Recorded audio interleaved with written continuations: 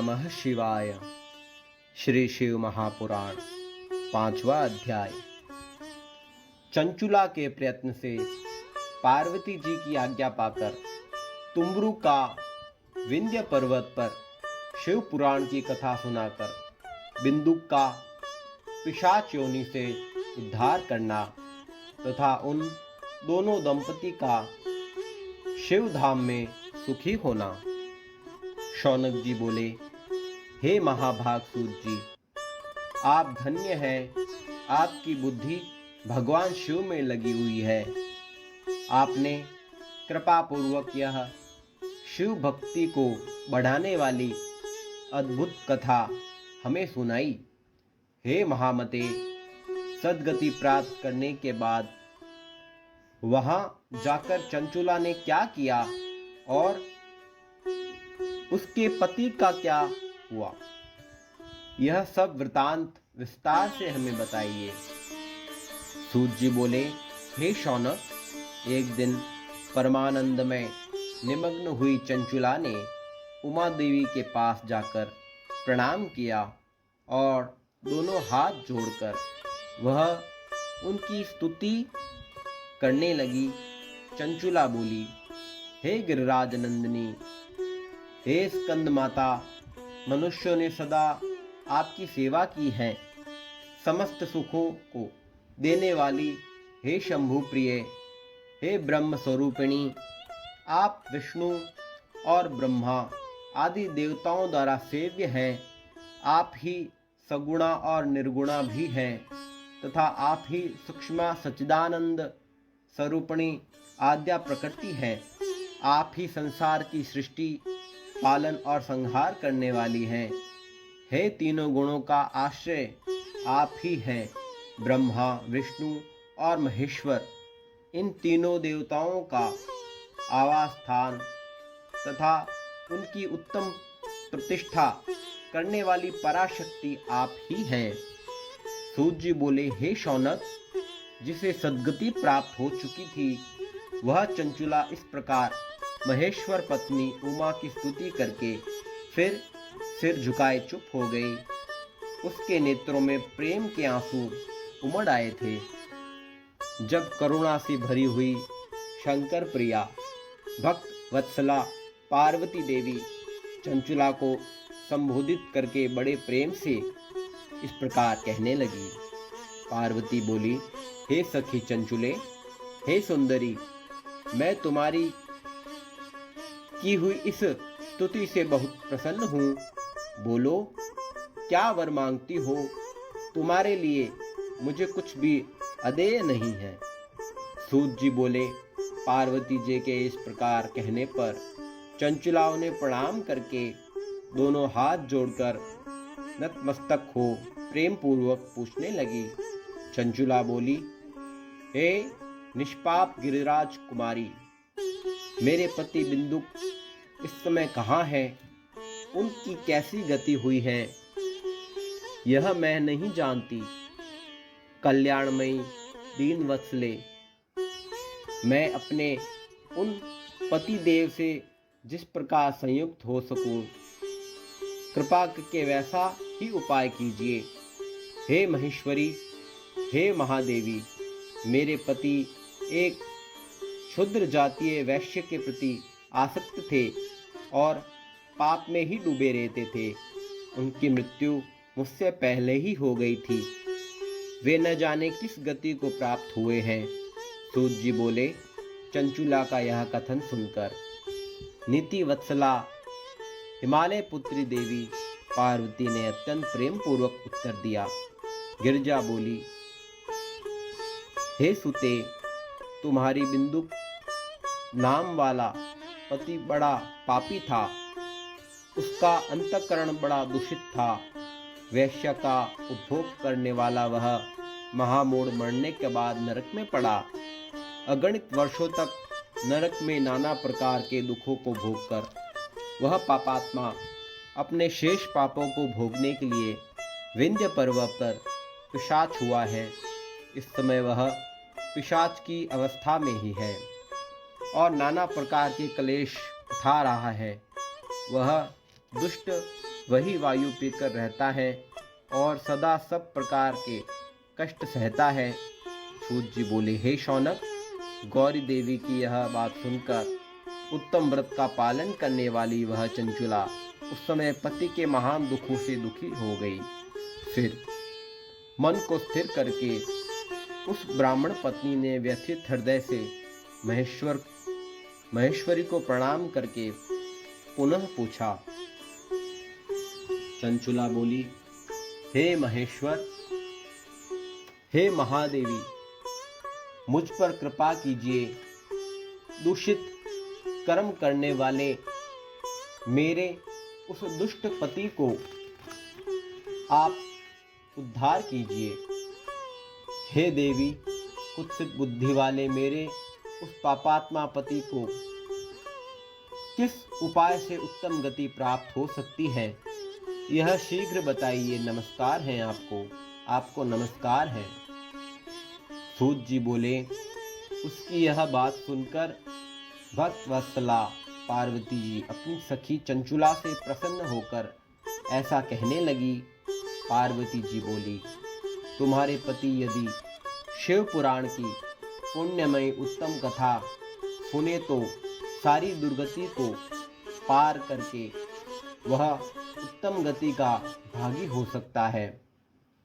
अमृत के समान मधुर अक्षरों से युक्त गौरी देवी का यह वचन आनंद पूर्वक सुनकर चंचुला ने हाथ जोड़कर मस्तक झुकाकर उन्हें बारंबार प्रणाम किया और अपने पति के समस्त पापों की शुद्धि तथा उत्तम गति की प्राप्ति के लिए पार्वती देवी यह प्रार्थना की कि मेरे पति शिव पुराण सुनाने की व्यवस्था होनी चाहिए। सूत जी बोले, उस ब्राह्मण पत्नी के बारंबार प्रार्थना करने पर शिवप्रिया गौरी देवी बड़ी दया आई। उन भक्त वत्सला महेश्वरी गिरिराज कुमारी ने भगवान शिव की उत्तम कीर्ति का गान करने वाले गंधर्वराज तुम्बरु को बुलाया। उनसे प्रसन्नता पूर्वक इस प्रकार कहा। गिरिजा बोली, मेरे मन की बात को जानकर मेरे अभिष्ट कार्य को सिद्ध करने वाले तथा शिव में प्रीति रखने वाले हे तुम्बरु, मैं तुमसे एक बात कहती हूँ, तुम्हारा कल्याण हो। तुम मेरी इस सखी के साथ शीघ्र ही विंध्य पर्वत पर जाओ। वहाँ एक महाघोर और भयंकर पिशाच रहता है। उसका वृतांत तुम आरंभ से ही सुनो। मैं तुम्हारे प्रसन्नता पूर्वक सब कुछ बताती हूँ। पूर्व जन्म में वह पिशाच बिंदुक नामक ब्राह्मण था। वह मेरी इस सखी चंचुला का पति था, परंतु वह दुष्ट वैश्यागामी हो गया। संध्या स्नान आदि नित्य कर्म छोड़कर अपवित्र रहने लगा। क्रोध के कारण उसकी बुद्धि पर मूढ़ता छा गई थी। वह कर्तव्य का विवेक नहीं रख पाता था। अभक्ष भक्षण, सज्जनों से द्वेष और दूषित वस्तुओं का दान देना और लेना, यही उसका स्वाभाविक कर्म बन गया था। वह अस्त्र शस्त्र लेकर हिंसा करता, बाएं हाथ से खाता, दीनों को सताता और क्रूरता पूर्वक पराये घर में आग लगा देता था। वह चांडालों से प्रेम करता और प्रतिदिन वेश्या के संपर्क में रहता था। वह बड़ा दुष्ट था। उस पापिन ने अपनी पत्नी का परित्याग कर दिया था और वह दुष्टों के संग में निरंतर रहता था। उसने वेश्या के कुसंग से अपने सारे पुण्य नष्ट कर लिए और धन के लोभ से अपनी पति को निर्भय करके व्यभिचारिणी बना डाला। वह मृत्यु पर्यंत दुराचार में ही फंसा रहा। फिर समय आने पर उसकी मृत्यु हो गई। वह पापियों के भोग स्थान घोर यमपुर में गया। और वहाँ बहुत से नरकों को भोगकर वह दुष्टात्मा इस समय विंध्य पर्वत पर पिशाच बना हुआ है। वहीं पर वह दुष्ट पिशाच अपने पापों का फल भोग रहा है। तुम उसके आगे यत्नपूर्वक शिव पुराण की उस दिव्य कथा का प्रवचन करो जो परम पुण्यमयी तथा समस्त पापों का नाश करने वाली है। उत्तम शिव पुराण की कथा के श्रवण से उसका हृदय शीघ्र ही समस्त पापों को शुद्ध हो जाएगा और वह प्रेत योनि का परित्याग कर देगा। दुर्गति से मुक्त होने पर उस बिंदुक नामक पिशाच को मेरी आज्ञा से विमान बिठाकर तुम भगवान शिव के समीप ले आओ। सूत जी बोले, हे शौनक, महेश्वरी उमा के इस प्रकार आदेश देने पर गंधर्वराज तुम्बरु मन ही मन बड़े प्रसन्न हुए और उन्होंने अपने भाग्य की सराहना की।